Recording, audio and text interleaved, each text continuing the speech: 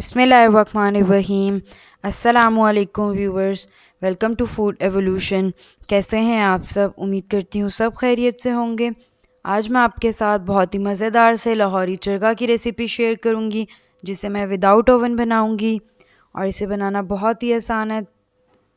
میری recipe try کریے گا اور مجھے کمنٹ سیکشن میں کمنٹ کر کے بتائیے گا آپ کو یہ ریسیپی کیسی لگی۔ تو چلیے ریسیپی کو سٹارٹ کرتے ہیں۔ بسم اللہ الرحمن الرحیم۔ تو سب سے پہلے ہم چرگا مسالہ پریپیئر کر لیں گے۔ اگر آپ کے پاس چرگا مسالہ ہے تو آپ اس میں وہ ایڈ کر لیجئے۔ میں ہوم میڈ چرگا مسالہ یوز کروں گی۔ تو چلیے پہلے میں آپ کو اس کے انگریڈینٹس بتا دیتی ہوں۔ ثابت کالی مرچ 1.5 ٹی اسپون، پسی ہوئی لال مرچ 1 ٹی اسپون، بھنا ہوا زیرہ 3 ٹی اسپون، اسے میں نے سمپلی توے پہ روسٹ کر لیا ہے۔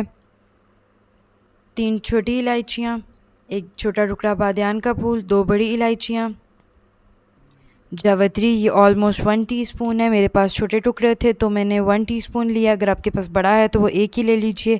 اس کے علاوہ 1 چھوٹا ٹکڑا جائفل کا، 10 لونگیں اور 2 ٹکڑے دال چینی۔ تو اب ہم ان سارے مسالوں کو اچھے سے گرائنڈ کر لیں گے۔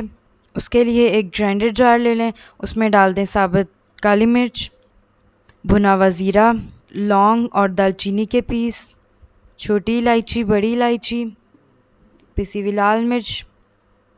اب اسے بند کر کے اچھے سے گرائنڈ کر لیں۔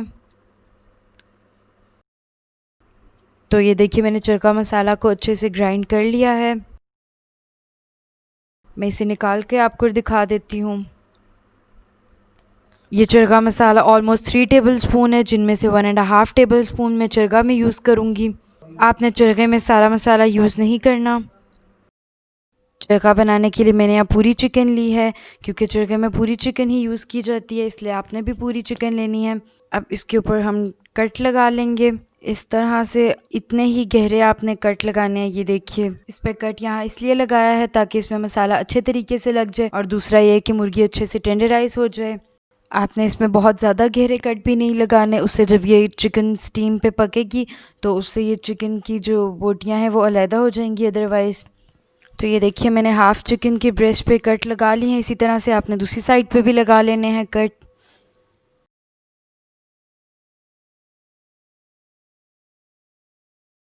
تو یہ دیکھیے میں نے اس پہ کٹ لگا لی ہیں۔ اب اس کی سائڈ کو چینج کر دیں، یعنی کہ اسے پلٹ لیں۔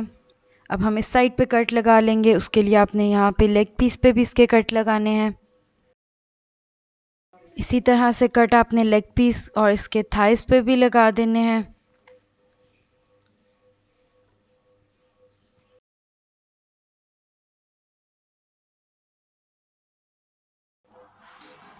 اور اب چکن کے اوپر اس طرح سے کٹ لگا دیں کراس میں۔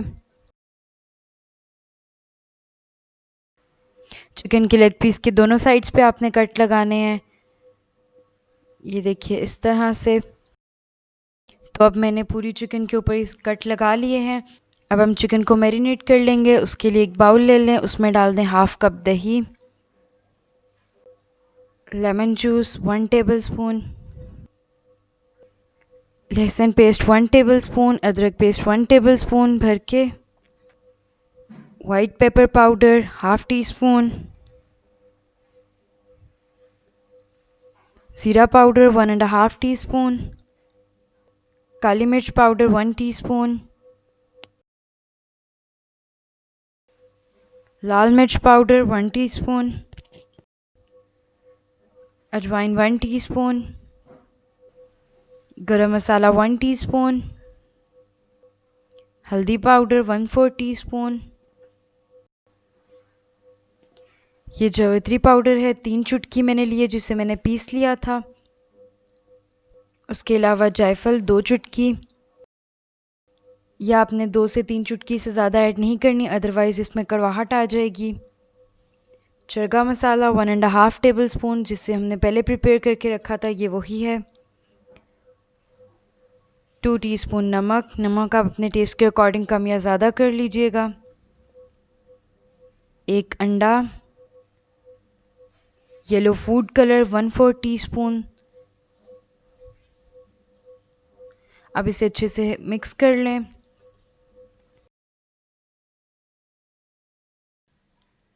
تو یہ دیکھیے میں نے سارے مسالے کو اچھے طریقے سے مکس کر لیا ہے. اب اس میں ڈال دیں 2 ٹیبل اسپون آئل اور اسے ایک بار پھر سے اچھے سے مکس کر لیں. اب اس میں رکھ دیں گے چکن کو اور اس مسالے کو اچھے طریقے سے چکن کے اوپر آپ نے لگا دینا ہے. اس کی سائڈ کو چینج کر لیں تاکہ یہ دونوں سائڈز پہ اچھے طریقے سے لگ جائے اور آپ نے اس طرح سے فنگرز کی ہیلپ سے چکن کے اوپر اسے لگا دیں اوپر. یہ دیکھیے بالکل اسی طرح سے مسالے کو آپ نے اٹھا کر اس طرح چرگے کے اوپر لگانا ہے اور اس کے جو گیپ ہے اس میں بھی آپ نے اس طرح سے مسالے کو ڈالتے جانا ہے تاکہ ہم نے چکن میں جو کٹس لگائے تھے اس میں بھی مسالہ اچھے طریقے سے چلا جائے. اب اس کی سائڈ کو چینج کر دیں اور اس کی جو اوپر بریسٹ میں ہم نے کٹ لگائے تھے اس میں بھی اچھے سے مسالے کو فل کر دیں اور اندر کی طرف بھی اچھے سے مسالہ لگا دیں اس کی پسلیوں میں. تو یہ دیکھیے میں نے پوری چکن کے اوپر اچھے طریقے سے مسالہ لگا دیا ہے. اب اس کی لیگز کو باندھ دیں. اس کے لیے میں نے یہاں اس طرح کی ایک موٹی ڈوری لی ہے. آپ نے دھاگا نہیں لینا، دھاگا بہت پتلا ہوتا ہے، وہ ٹوٹ سکتا ہے، اس لیے میں نے یہاں پہ ڈوری لی ہے. اور ان دونوں ٹانگوں کو اس طرح سے رکھ کر اس کو اوپر سے گرا لگا دیں. آپ نے اچھے سے اس کو ٹائٹ کر کے باندھنا ہے تاکہ یہ کھلے نہیں پکنے کے بعد بھی.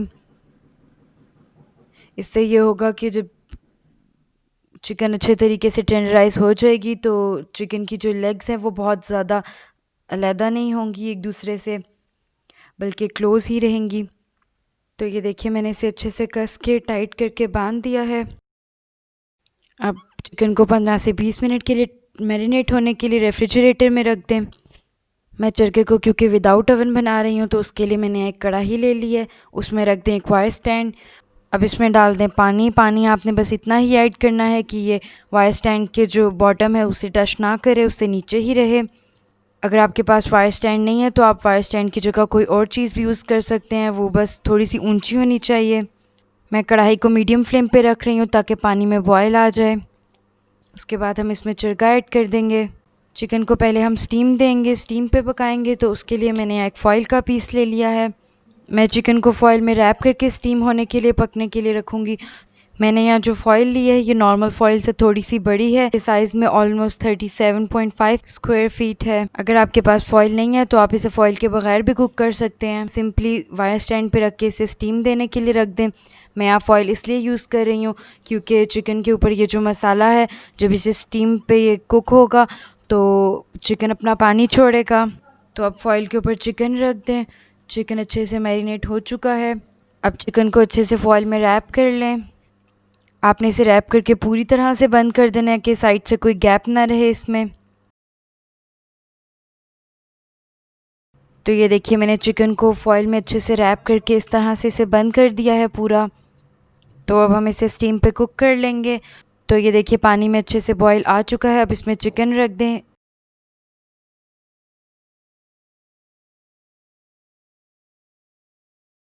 اور کڑاہی کو کور کر دیں اور اسے میڈیم فلیم پہ 35 سے 40 منٹس کے لیے اسی طرح سے پکنے کے لیے چھوڑ دیں.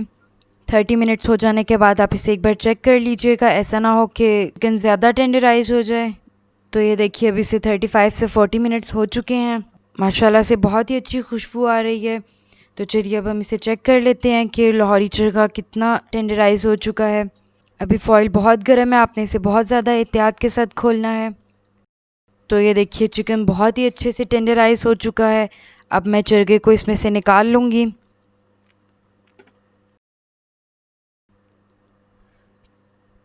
تو یہ دیکھیے اس میں چکن نے یہ جو اپنا پانی چھوڑا ہے اس میں بھی مسالہ مکس ہے. یہ چکن کی یخنی ہے، آپ اسے کسی اور ڈش میں یوز کر لیجئے گا.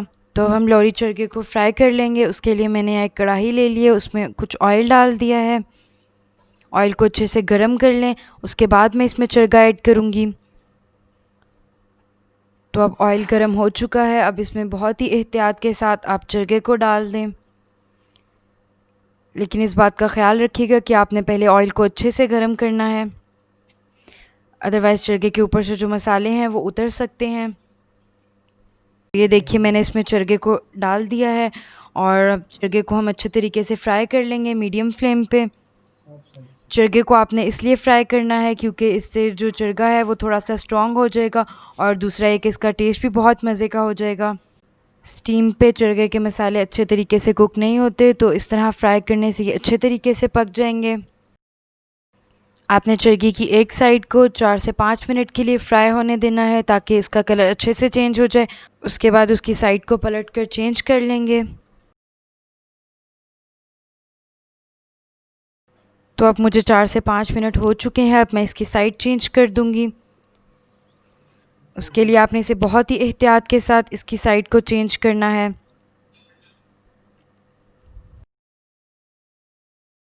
تو یہ دیکھیے میں نے چرگے کی سائڈ چینج کر دی ہے اور اس کا کلر ماشاءاللہ سے بہت ہی زبردست سا گولڈن براؤن ہوا ہے۔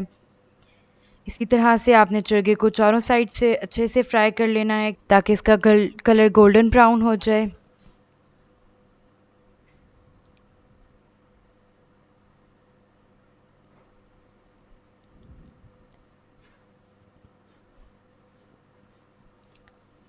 میں اس کو اس طرح سے کھڑا کر کے سائڈ سے بھی فرائی کر رہی ہوں۔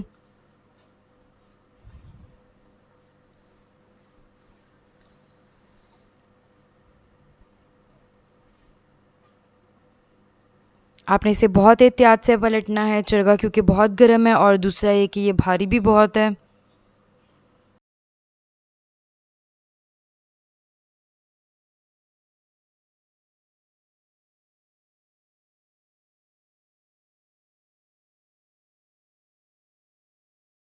تو یہ دیکھیے میں نے لاہوری چرگے کو اچھے طریقے سے فرائی کر لیا ہے، اور اس کی لیگز کو میں نے ابھی تک نہیں کھولا، آپ نے اسے فرائی کرنے کے بعد کھولنا ہے۔ یہ دیکھیے اس کی چاروں سائڈز کو میں نے فرائی کر لیا ہے، اب میں فلیم کو آف کر دوں گی اور اسے ڈش آؤٹ کر لوں گی۔